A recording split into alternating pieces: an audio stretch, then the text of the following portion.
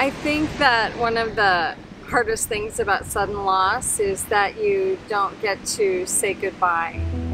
I think that's very hard on the remaining people that are left behind when somebody dies suddenly. And certainly in my case, my husband died suddenly, and we never got to say goodbye. And maybe you're saved some agony in that. I don't know. I mean, there's just agony in either way, agony in a long goodbye and agony and no goodbye. But I think the most surprising thing that I have experienced in my loss is the incredible transformation that occurred for me. Just the complete awakening. When we talk about awakening, what we mean is the heart, in its breaking and in its shattering, has the possibility of opening. And I wrote a memoir called Heartbroken Open, a memoir through loss to self-discovery because of the transformation that I went through as the result of losing my beloved, the man that I felt was my person and had been my person for 25 years. So what I guess I really am amazed at is that when we're in grief, we actually are in very fertile ground for our soul growth, and we have the opportunity to exponentially grow and transform and change.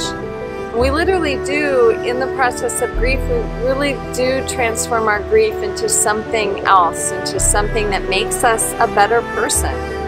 And I think that that's the most amazing thing that the possibility holds for us, that if we have to lose, and we have to lose big, then isn't it just so amazing that it needs to count for something big in our lives? And if it can count for something positive, then it's worth it. Then it makes all of it worth it. And I think the other thing that really surprised me about going through loss was how alive I felt.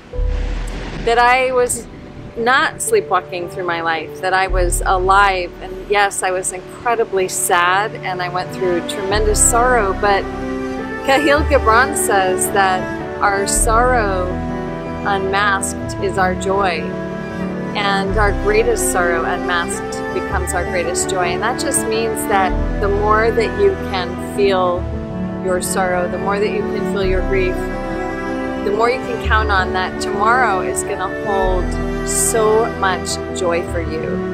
And I hope that this inspires you to keep on. I know that we are living in a world of grief right now, in a sea of grief, more than we've had since World War II, due to the global pandemic and the deaths that have come from that. So I just think about all the people that they went through sudden loss. They couldn't say goodbye. And I want to tell you, and I want to share with you, that I say my goodbyes and my good mornings every day to my late husband. And I hope that you do too. Much love to you.